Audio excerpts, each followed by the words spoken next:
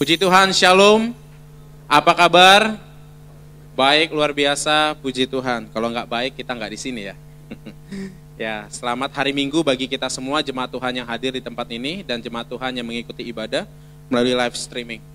Saudara, di pagi ini, menjelang ke siang ini, adakah yang sudah diawali dengan marah-marah? Atau ada yang sudah marah? Mau ke gereja ada yang sudah marah dulu? Karena lama banget nih, nunggu istri, nunggu anak, masuk ke mobil. Atau di jalan ada macet, bawaannya kesel. Gimana? Perasaan kalau marah itu enak gak? Enggak ya.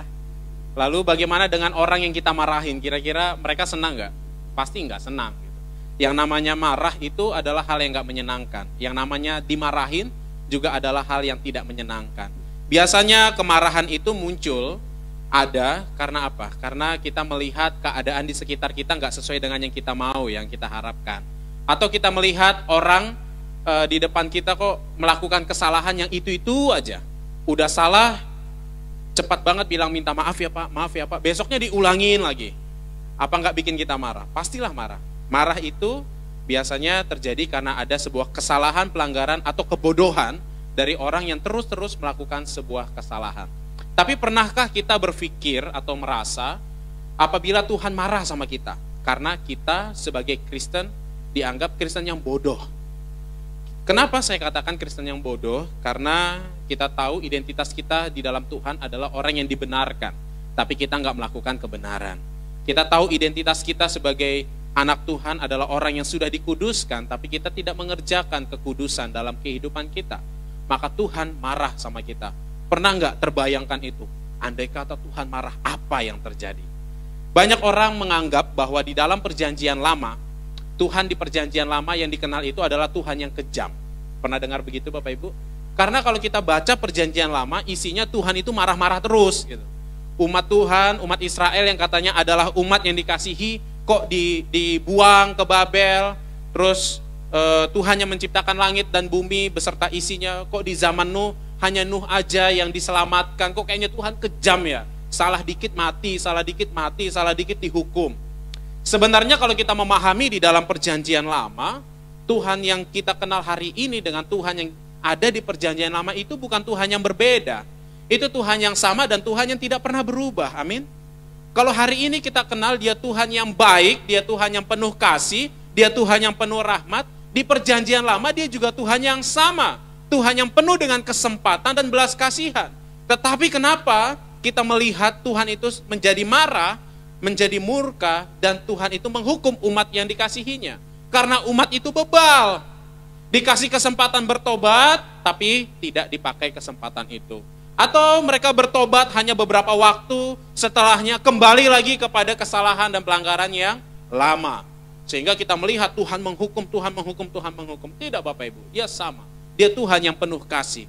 Hukuman itu diberikan untuk mendisiplin umatnya supaya dia tetap ingat dia adalah umat yang dikasihi Tuhan. Dan hari ini kita melihat, kita mau belajar tentang mendatangkan murka Allah. Wah, ini kok kayaknya judulnya seperti negatif ya. Kita mendatangkan kemarahan Tuhan, kayak kurang kerjaan. Kita lihat Bapak Ibu di dalam jemaat yang ada di Kolose. Dalam Kolose pasal yang ketiga ayat 5 sampai 17. Tapi saya ingin memulainya dari sini dulu. Ibu bisa lihat ini gambar apa? Ini adalah gambar sampah. Kalau kita lihat gambar ini, boleh bantu saya apa yang terpikirkan dalam pikiran kita? Bau, betul ya? Kotor, menjijikan, betul? Apakah ada yang senang melihat? Kayaknya enak tinggal di situ ya, gitu. Wah, kayaknya enak nih main-main di situ ya, atau nongkrong di situ. Pasti nggak mau, betul ya? Ini sampah, hal-hal yang lama bekas pakai dibuang ke sini menjadi busuk, bau, menjijikan. Lalu kita lihat. Ini anak, seorang anak yang bermain di lumpur. Anggaplah lumpur ini adalah lumpur dari sampah tadi. Lalu kita melihat anak kita bermain-main di lumpur itu padahal kita baru mandiin dia. Dia baru mandi, terus sudah wangi pakai bedak. Lalu kita kasih anak kita ini main, dan mainnya ke lumpur yang bau seperti itu. Kira-kira Bapak Ibu marah nggak? Marah ya, pasti marah ya. Pasti murka. Kamu ini kok bodoh sekali. Sudah mandi, sudah bersih, kok masih main di kotoran? Tapi kata Rinso, main yang kotor itu baik. Berani kotor itu baik ya. Jadi kalau main di sampah itu baik juga nggak ya? Itu nggak baik ya, kita pasti murka, kita pasti marah sama siapa? Sama anak kita. Kenapa? Kok bodoh banget ya? Itu kotor, kamu sudah bersih, kok main ke sana?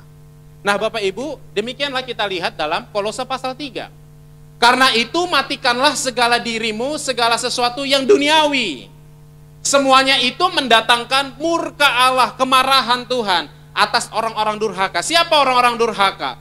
Orang-orang yang di dalam dirinya masih tertanam segala sesuatu yang sifatnya duniawi. Itulah orang-orang durhaka dan itulah yang mendatangkan kemarahan bagi Tuhan. Ayat 7. Dahulu kamu sudah lakukan itu ketika kamu hidup di dalamnya. Dulu sebelum percaya Yesus, dulu sebelum bertobat, kamu tuh begitu. Dalam hidupmu itu, identitasmu adalah manusia lama yang isinya adalah kedagingan dan hal-hal yang bersifat duniawi. Kita lihat sejarahnya. Saya kalau khotbah suka pakai peta. Bapak Ibu kalau perhatikan saya khotbah, saya selalu menyematkan peta. Ini adalah daerah Turki sekarang. Nah ini daerah Turki di masa kini, tapi di zaman dulu saat Rasul Paulus hidup di zamannya itu disebut Asia Kecil. Nah Bapak Ibu, Kolose ada di sini. Dan jemaat Kolose ini berdiri bukan karena hasil penginjilan Paulus ke daerah Kolose tersebut, enggak. Kolose ini ada gereja di dalam gereja di Kolose atau jemaat yang di Kolose didirikan oleh satu orang anak Tuhan yang namanya Epafras. Epafras pada waktu itu pergi ke Efesus saat penginjilan Paulus atau perjalanan misi Paulus yang ketiga. Paulus pergi bermisi ke daerah Asia Kecil, dia singgah di Efesus. Dia kabarkan Injil, lalu salah satu orang dari Kolose pergi untuk mendengarkan Injil yang disampaikan oleh Efesus. Lalu setelah selesai dia pulang ke Kolose dan berita yang dia dapat disebarkanlah di tempat di mana dia berasal di Kolose. Sehingga berdirilah jemaat yang ada di Kolose. Berdirilah gereja di Kolose. Lalu 10 tahun kemudian Paulus menuliskan surat ini, surat Kolose ini kepada jemaat yang di sana. Karena ada masalah di dalam jemaat di Kolose. Bapak Ibu, Kolose ini dulu adalah kota yang sangat makmur, kota yang besar, kota yang cukup mapan, orang-orangnya banyak, dan komoditas utamanya adalah wool, bulu domba yang dijadikan penghangat jaket atau baju. Kota terkenal, kota yang kaya, tetapi di abad pertama kota ini mulai redup, menjadi kota yang gak penting. Lalu di tahun 60 atau 61, ternyata di wilayah lembah ini terjadilah gempa bumi, hancurlah wilayah Laodikia, Kolose dan Hierapolis, dan ternyata Kolose semakin ditinggalkan, pembangunan ulang dikerjakan berfokus kepada Laodikia. Sehingga Kolose ini dianggap menjadi daerah yang sudah nggak penting lagi, nggak punya pengaruh lagi. Tetapi saudara lihat, di daerah yang nggak penting, di daerah yang nggak punya pengaruh, ternyata Paulus memberikan perhatian kepada jemaat yang ada di Kolose. Jemaat yang dianggap nggak penting, jemaat yang ada di desa-desa, di dusun-dusun, sudut-sudut sana, Paulus memberikan perhatian kepada orang-orang Kristen yang ada di sana. Apa penyebabnya Bapak Ibu? Ternyata 10 tahun gereja di Kolose ini berdiri, tidak menentukan bahwa gereja itu bebas dari masalah. Kita sudah berapa tahun jadi jemaat Bapak Ibu? Nggak usah jadi jemaat deh, percaya Yesus dari pertama lahir baru sudah berapa tahun sampai tahun ini? Ada yang sudah 10 tahun? 20 tahun semenjak dibaptis lahir baru? Ada yang sudah 30 tahun. Tetapi apakah perjalanan iman kita sebagai Kristen mulus-mulus saja? Enggak. Pasti ada gelombang naik turun, upside down, itu pasti terjadi dalam hidup kita. Sama seperti jemaat yang ada di Kolose. 10 tahun gereja itu sudah berdiri, ternyata iman mereka akhirnya mendapatkan ancaman dari guru-guru palsu yang ada di sana. Guru-guru palsu mengajarkan apa? Guru-guru palsu mengajarkan bahwa sudahlah, kalau kamu memang Kristen, supaya kamu diterima oleh komunitas, yuk tetap pelihara manusia lama itu. Tetap pelihara perilaku busuk, bejat, dan kenajisan itu sendiri. Pemahaman mereka disuntik oleh para guru-guru palsu. Menganggap bahwa percaya Yesus nggak cukup, perlu ada tambahan lagi. Jadi di sini tersebarlah ajaran bahwa mereka sebagai Kristen boleh menyembah malaikat dan roh-roh jahat. Karena di lembah ini, terdiamlah di daerah lembah wilayah ini, ada tempat di mana roh-roh dan malaikat-malaikat itu tinggal dan mereka sebagai penguasa alam. Mereka menganggap gempa bumi pada masa itu terjadi karena kita kurang taat menyembah dewa bumi, yaitu malaikat yang di sana. Lalu mereka bingung, lah kami kan udah Kristen, emang masih boleh begitu? Guru-guru palsu mengatakan, boleh. Ya kamu ke gereja boleh, percayai Kristus boleh, nggak apa-apa kok, masih ada pegangan-pegangan lain itu nggak apa-apa, supaya bumi ini aman, supaya rezekimu tetap terpelihara, supaya karirmu tetap stabil dan bahkan naik terus. Ini yang terjadi di sana. Iman mereka digoda, pikiran mereka dihancurkan, pemahaman mereka tentang Kristus menjadi minim oleh guru-guru palsu.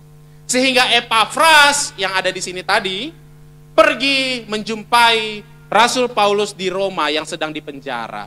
Jadi penjara yang ditempati oleh Paulus ada penjara rumah, bukan dibelenggu dengan rantai. Paulus masih bisa menulis, masih bisa berkarya. Dan dia katakan, Pak Paulus, Om Paulus atau Rasul Paulus atau Pak Pendeta lah, saya nggak tahu disebutnya apa Paulus waktu itu. Gini loh, jemaat di Kolose sedang menghadapi tantangan. Guru-guru palsu sudah meracuni orang-orang Kristen yang ada di sana. Mereka akhirnya orang-orang Kristen di sana tetap hidupnya bejat, tapi minggu datang gereja. Alasannya Tuhan nanti akan ampuni kok. Hidupnya tetap najis dengan pemikiran, oh nanti juga dikuduskan kok kalau kita berdoa. Bukankah pemahamannya demikian juga pernah terfikirkan oleh kita Bapak Ibu? Lalu kita melihat selanjutnya, ini dia. Apa yang dituliskan oleh Paulus itu mencerminkan yang terjadi di sana.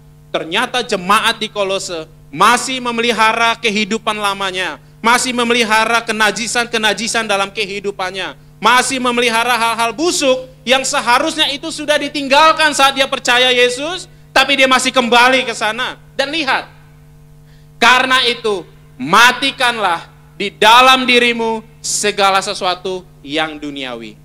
Apa yang dimatikan Bapak Ibu? Segala sesuatu yang duniawi di mana? Dalam dirimu. Paulus menuliskan ini kepada orang Kristen yang sudah percaya Yesus 10 tahun di Kolose. Dia melihat bahwa orang-orang Kristen di sana masih hidup dalam hal-hal yang duniawi. Apa itu? Percabulan, perzinahan, hal-hal yang najis, hawa nafsu, nafsu jahat, nafsu ingin balas dendam, nafsu untuk melampiaskan kebencian, nafsu untuk melukai sesama, apalagi keserakahan. Dan semuanya itu disimpulkan sebagai penyembahan berhala. Lalu, apalagi? Buanglah semua itu, yaitu amarah, geram, kejahatan, fitnah. Katanya fitnah lebih kejam dari pembunuhan. Ngeri ya. Wah, orang Kristen masih suka fitnah ya Bapak Ibu ya. Wah, masih banyak banget tuh. Apalagi kalau udah balas komen di Instagram. Waduh, ngeri ya. Dan kata-kata kotor. Ini dia. Kalau nyetir, diselip orang, spontan yang keluar, haleluya gitu, enggak? Haleluya, haleluya, puji Tuhan. Tuhan baik. Gitu? Enggak, pasti kecoa buntung. Dasar, cicak tak berekor. Lalu apa lagi? Hal-hal yang duniawi itu yang ada dalam dirimu nih. Orang Kristen loh, ini yang disasar adalah orang Kristen. Dusta, kebohongan. Lalu karena kamu telah menanggalkan manusia lama serta kelakuan-kelakuannya dalam hal ini, tidak ada lagi Yunani, orang Yahudi, orang bersunat, tak bersunat, orang barbar, orang skit, budak atau orang merdeka. Tapi Kristus adalah semua dalam segala sesuatu. Hal-hal yang mendatangkan murka Allah itu termasuk juga pembeda-bedaan. Saya mau mengasihi kamu karena kita satu kampus. Saya mau mengasihi kamu, menolong kamu karena kita satu warna kulit. Saya mau menolong kamu karena kita satu marga. Saya mau menolong kamu karena kita rambutnya sama-sama setengah botak atau sudah setengah panjang. Kita suka begitu, mengelompok-mengelompokkan. Mengelompok-mengelompokkan, menganggap yang lain tidak ada artinya, dan menganggap yang sama dengan kita itu baru berarti. Nah saudara, kalau dibandingkan dengan Galatia, lihat, ini sama penulisnya Rasul Paulus juga. Yaitu yang mendatangkan murka Allah, perbuatan daging. Apa aja? Hampir sama, percabulan, perzinahan, kecemaran, hawa nafsu, penyembahan berhala, sihir. Wah, berobat pakai sihir cepat sembuh Pak, katanya. Kalau berdoa di gereja lama sembuhnya 10 tahun itu. Udah pergi aja tuh ke sana. Dia sakti mau nyembuhkan pakai ayat doa Bapa Kami loh. Pergilah ke sana pakai sihir untuk menyembuhkan sakit penyakit. Itu mendatangkan murka Allah. Perseteruan, perselisihan, iri hati, amarah, kepentingan diri sendiri, pencideraan, roh pemecah. Terlalu semangat saya. Kedengkian, kemabukan, pesta pora dan lain sebagainya. Semua itu membuat kamu tidak mendapat bagian dalam kerajaan Allah. Selain mendatangkan murka Tuhan, kamu kehilangan bagian di dalam damai sejahtera kerajaan Allah. Apakah itu tujuan iman kita sebagai Kristen Bapak Ibu? Bukan. Bukan. Sebagai Kristen kita tidak disuruh oleh Tuhan untuk memelihara hidup lama kita, bukan. Tapi sebagai Kristen kita disuruh oleh Tuhan untuk mematikan segala sesuatu dan membuang semuanya itu. Apa itu? Tadi perbuatan daging dan hal-hal duniawi itu adalah bentuk perilaku dari manusia yang lama kita. Kita disuruh apa Bapak Ibu? Mematikan dan membuang. Tuhan Yesus tidak pernah mengajarkan kita memelihara hidup lama, tetapi mematikan dan membuang manusia lama kita. Apa makna mematikan? Kita pasti tahu yang namanya mati pasti nggak hidup lagi, kan begitu. Itu bukan sekedar keinginan daging kita tekan, kita halangi, bukan. Tapi kita memusnahkan itu di dalam salib saat kita juga percaya Yesus. Manusia lama kita ikut mati dan kita lahir sebagai manusia yang baru. Itu yang harus kita buang, itu yang harus kita matikan. Jangan lagi kita korek-korek. Seperti misalnya kita punya hewan peliharaan. Hewan peliharaan kita mati, lalu kita bawa ke tempat yang layak untuk dikubur dan kita kubur. Apakah karena kita kangen lalu kita balik lagi, kita korek lagi bangkai itu?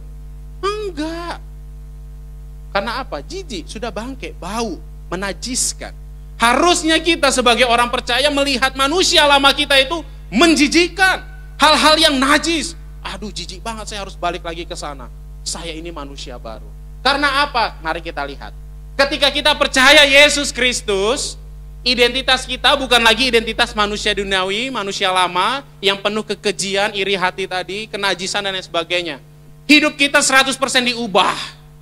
Ini ada 12 sisi yang menjadi identitas baru kita. Kita percaya Yesus, kita mendapatkan identitas baru sebagai orang yang sudah dipilih Tuhan. Sebelum dunia ini ada, kita sudah dipilih Tuhan. Kita tahu bahwa kita adalah orang yang punya hak untuk masuk surga. Harusnya kita mati karena dosa, tapi Yesus mati gantikan kita dan kita hidup dalam kekekalan. Lalu kita adalah orang yang sudah ditebus. Kita adalah orang yang harusnya hidup ini memuaskan Tuhan. Apa yang kita lakukan harusnya Tuhan puas melihat kita. Lalu seharusnya kita sadar bahwa kita adalah orang yang sudah dilahirkan baru. Kita harusnya sadar bahwa diri kita sudah didamaikan dengan Tuhan. Ini identitas kita Bapak Ibu. Kita harusnya tahu bahwa kita adalah orang yang sudah dibenarkan di hadapan Tuhan. Dosa itu membuat kita terpisah dan menjadi musuhnya Allah. Harusnya inilah yang menjadi identitas baru kita. Jangan lagi kita mengulangi kembali ke manusia lama dan akhirnya mendatangkan murka Allah, membuat Tuhan akhirnya bermusuhan kembali dengan kita. Kita sudah didamaikan, kita sudah dibenarkan. Harusnya hidup ini menjadi kepuasan bagi Allah.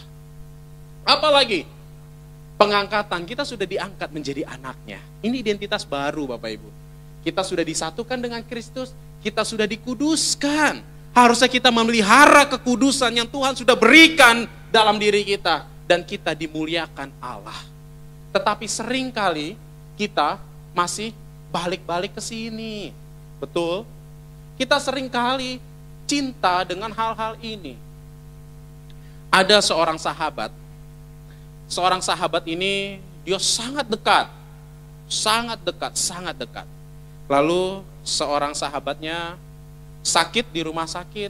Sekian lama dia datang, mengunjungi dan ditungguin. Sampai dia sembuh. Ternyata tidak sembuh juga dan akhirnya sahabatnya mati. Matilah sahabatnya, sedih sekali dia, sangat-sangat sedih.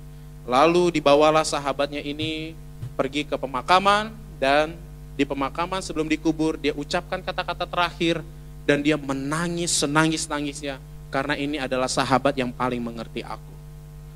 Singkat cerita, sahabat ini dikuburkan. Setelah dikuburkan dia pulang. Di rumah dia menangis, dia terus menangis, dia terus mengingat-ingat sahabatnya. Banyak kenangan yang sudah dilewatinya. Dan dia rasanya tidak mau lepas dengan sahabatnya. Saudara, siapakah sahabat itu? Itulah manusia lama kita. Seringkali kita nggak sadar akan hal ini. Kita nggak sadar identitas baru kita ini. Karena kita tidak rela sahabat kita itu kita matikan. Yaitu manusia lama kita. Kenapa kita susah sekali untuk mematikan manusia lama kita? Kenapa kita susah sekali rasanya untuk membuang karakter lama kita? Karena kita masih memikir-mikirkan itu setiap hari. Dalam ayat yang kedua, pikirkanlah perkara yang di atas, bukan yang di bumi. Tapi seringkali kita nggak pernah pikirkan ini. Kita nggak pernah pikirkan identitas kita ini. Kita hanya memikirkan hal-hal daging dan duniawi tersebut. Sehingga perlu bagi Tuhan, melalui Rasul Paulus berkata kepada jemaat Kolose, hai jemaat Kolose, kamu tahu, kamu orang yang dikasihi, kamu sudah ditebus, matikanlah manusia lamamu itu. Matikanlah dan buanglah semua kecemaran itu, sebab kamu harus mengenakan manusia yang baru. Saudara, boleh katakan sama temannya kanan kiri, yuk hidup sebagai manusia baru. Bilang lagi dong, hati-hati nanti Tuhan murka samamu.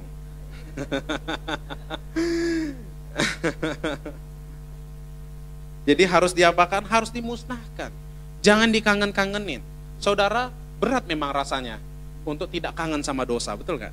Nggak ada dosa yang gak enak, semua dosa itu enak, betul? Semua dosa itu enak. Hal-hal yang disebutkan oleh Rasul Paulus ini adalah hal yang enak semua ini. Serakah akan jabatan kah, percabulan, kenajisan, nafsu membalaskan dendam, kita ingin rasa marah kita terlampiaskan dengan puas kalau orang itu terluka. Wow, ngeri rasanya. Dan kita sering kangen dan sering mikirin itu, sehingga kita lupa bahwa kita sudah ada di sini. Kita lupa kita sudah ada di sini. Yuk, yang dipikirkan apa? Hal-hal yang baru ini. Inilah hal-hal yang di atas, bukan lagi manusia lama kita. Amin, saudara? Lihat, kenapa? Karena kita sudah memperoleh manusia yang baru, dan setiap hari seharusnya hidup kita diperbaharui. Boleh bilang sama diri sendiri, setiap hari harus diperbaharui. Setiap hari hidup kita harus diperbaharui karena kita adalah manusia yang baru. Selanjutnya kita lihat, perjuangan kita adalah perjuangan mematikan kuasa dosa yang terus-menerus menggerogoti daging kita. Saudara, memang hidup ini penuh perjuangan. Kita berjuang supaya anak kita bisa sekolah di sekolah yang bagus. Kita bekerja dengan giat supaya ekonomi kita meningkat, taraf hidup kita baik. Tetapi bukan hanya itu. Esensi utamanya adalah perjuangan kita adalah perjuangan untuk mematikan kuasa dosa itu. Mematikan manusia lama kita itu. Setiap hari kita diperhadapkan dengan hal itu. Dan yakinlah, dalam pertolongan Roh Kudus kita mampu mematikan dan membuang manusia lama kita. Amin. Dengan bantuan Roh Kudus, maka kamu akan mampu. Dan kita lihat yang kedua, apa yang dikatakan dalam Alkitab. Kita sudah beres, kita sudah dinasehati oleh Rasul Paulus. Awalnya kita dimarah-marahin, lalu dikasih solusi, yuk matikan, buanglah manusia lama itu, sadarlah, kamu harus pakai manusia barumu setiap hari. Bukan hanya ketika kalau di gereja terlihat bagus karena pakai manusia baru, lalu pergi ke kantor karena lihat karyawan nggak benar, lalu kita buka manusia baru, pakai lagi manusia lama dan kita marah-marah. Bukan itu maksudnya. Tapi setiap hari, dalam segala kondisi, dalam segala situasi, kamu identitasnya sudah baru. Siapa? Manusia yang baru.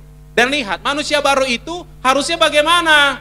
Yang kedua, karena itu sebagai orang-orang pilihan Allah, kita pilihan Allah. Sudah jelas tadi bagannya. Kita yang dikuduskan dan kita yang dikasihi Tuhan. Kita objek kasihnya Tuhan. Kita objek cintanya Tuhan. Kita objek kasihnya Tuhan, saudara. Sebagai objek kasihnya Tuhan, kita diminta untuk mengenakan belas kasihan, kemurahan, kerendahan hati, kelemah lembutan, dan kesabaran. Ini sebagai lawan dari perilaku manusia lama yang sudah kita bahas tadi di awal. Ini adalah hal-hal yang harus kita pakai sebagai manusia baru. Mengenakan belas kasihan, mengenakan kemurahan, kerendahan hati, kelemah lembutan, dan kesabaran. Minggu lalu kita dengar khotbah dari Bapak Gembala kita tentang kelemah lembutan. Kita diingatkan kembali. Dan itu bentuknya apa? Dikasih contoh ayat 13. Sabarlah kamu seorang terhadap yang lain. Seorang terhadap yang lain. Bukan hanya disuruh sabar sama anak, sabar sama istri, sabar sama suami, sabar si tepu. Saya punya keluarga namanya sabar si tepu.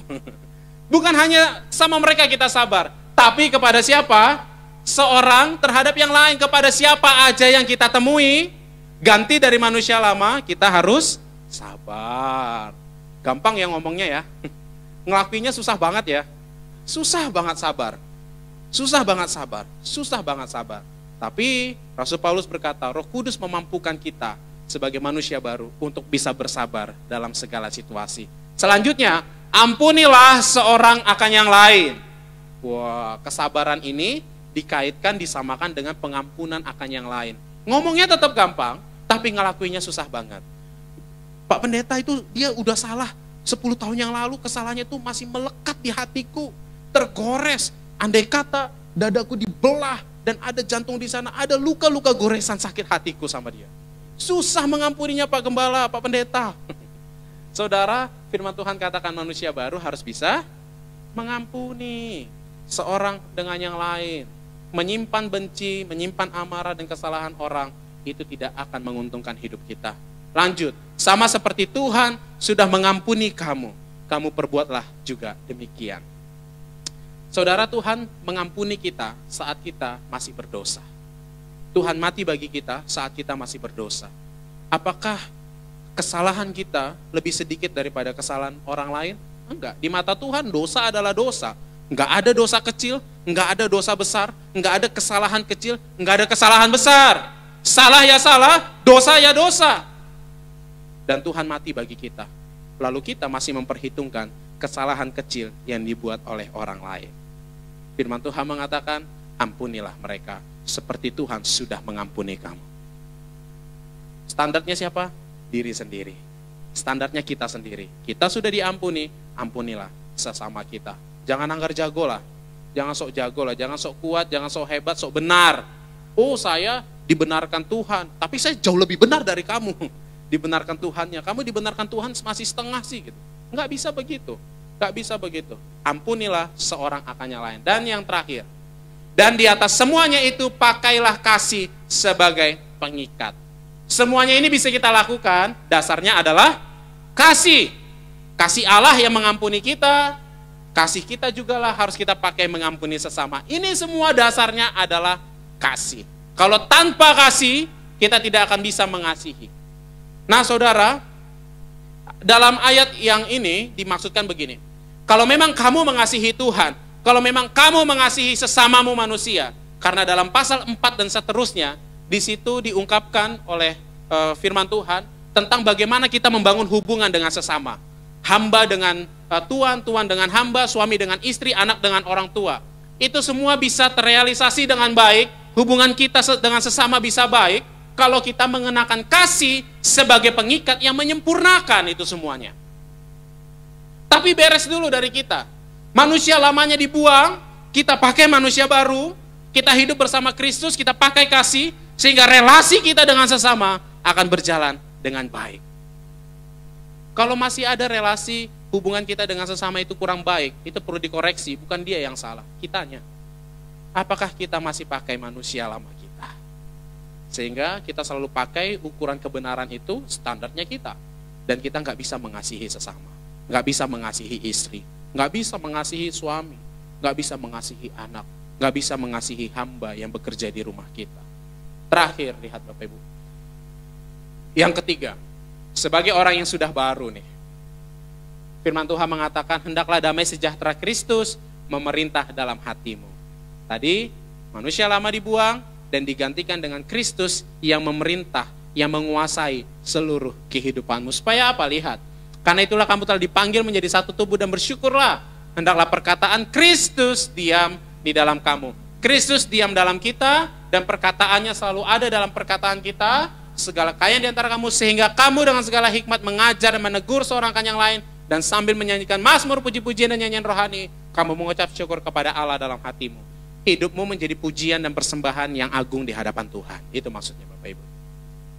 Kristus yang hidup dalam hidupmu menggantikan manusia lamamu, manusia barumu diisi oleh Kristus, perkataanmu adalah perkataan Kristus, sehingga ketika kita datang ke gereja, kita berkata, Tuhan, inilah hidupku, persembahan yang kudus di hadapanmu. Dan Tuhan puas dengan keberadaan hidup kita. Karena dalam kitab Roma juga dikatakan demikian, bawalah hidupmu sebagai persembahan yang kudus, yang berkenan, yang layak, yang cocok, yang pas di hati Tuhan.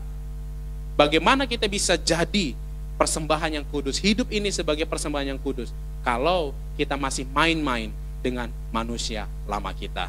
Jadi ketika Kristus memerintah dalam hidup kita, Dia memerintah dalam setiap kehidupan kita, perkataan yang kita ucapkan ada perkataan-perkataan yang dari Kristus itu sendiri, yang memberkati dan membangun sesamamu, maka hidupmu sudah menjadi puji-pujian, persembahan yang agung, yang berkenan, layak di hadapan Tuhan. Amin saudara?